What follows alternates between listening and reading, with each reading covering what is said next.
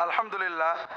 প্রশ্ন, শাওয়ালের 6 রোজা অত্যন্ত ফজিলতের। জি, আল্লাহ রাসূল সাল্লাল্লাহু আলাইহি ওয়াসাল্লাম বলছেন, মান সামা রমাদান সুম্মা আতবাহু সিত্তাম মিন শাওয়াল, যে রমজানের রোজা পূর্ণ রাখবে, এরপরে শাওয়ালের 6টা রোজা রাখবে, ফাকান্নাহু সামাদ দাহরা আও কানা কাসিয়ামিদ দাহর, সে 12 মাস রোজা রাখার সওয়াব পাবে। আমাদের ইউনিভার্সিটির এক প্রফেসর কুষ্টিয়া এক মসজিদের জুমার খুতবায় এই কথা বলেছেন যে নামাজ শেষ করে যাচ্ছেন, একজন রিকশাওয়ালা ভাই বলছে, হুজুর আপনি আজকে আবার বাঁচালেন। তো কেন ভাই?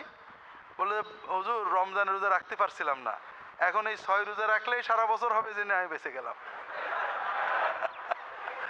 না, রমজানেরটা পূর্ণ করে 6টা।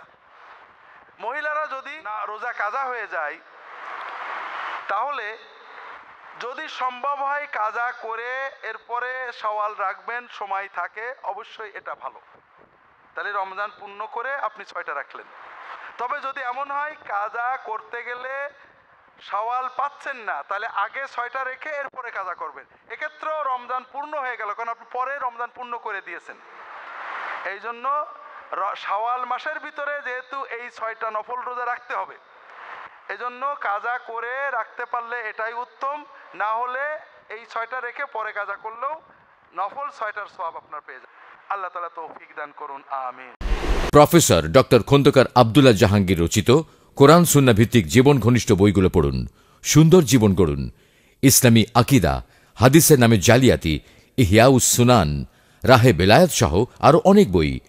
কোরআন সুন্নাহর সাথে থাকুন, জীবন বদলে যাবে।